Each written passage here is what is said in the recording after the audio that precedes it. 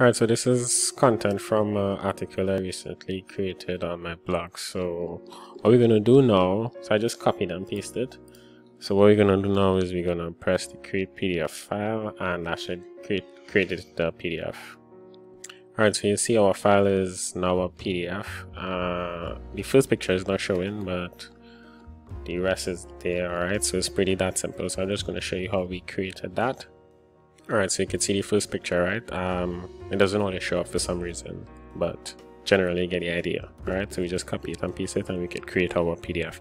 Alright, so let's look into how we do that. And so we have a basic HTML, we have a header, some text, and then this is a text area, and then we just have a button, right? So let's look at the HTML side of things. So all we have is to create a PDF, what we're using is MPDF, alright? And we have the requirements here, and the installation we're using Composer. So we just run Composer and we have it in our file here. So we just require the auto load, and we can access MPDF using this, and then we call write content and output. So that's basically how we create it. Now this is a text area, but what's great about it is actually this plugin called Tromboig. I don't know how to pronounce that.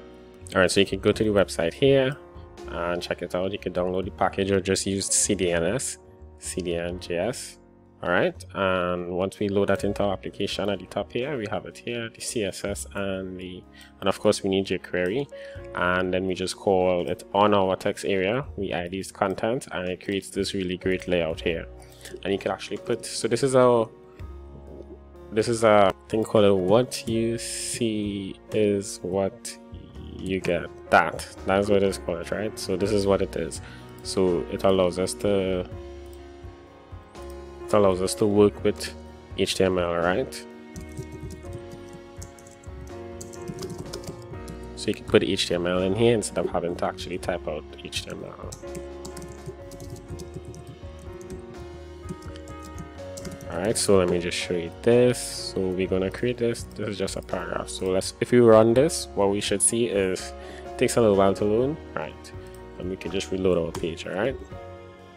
Alright, so that's it. This is pretty cool. Check out the libraries. And so we remember MPDF is the first library we use to create the PDF, and then we use Tromboig, or whatever it is pronounced it, to actually create the swig, or however you call that. What you see is what you get editor, which is just to edit HTML. So once you do that, you can create your PDFs quite easily. Alright.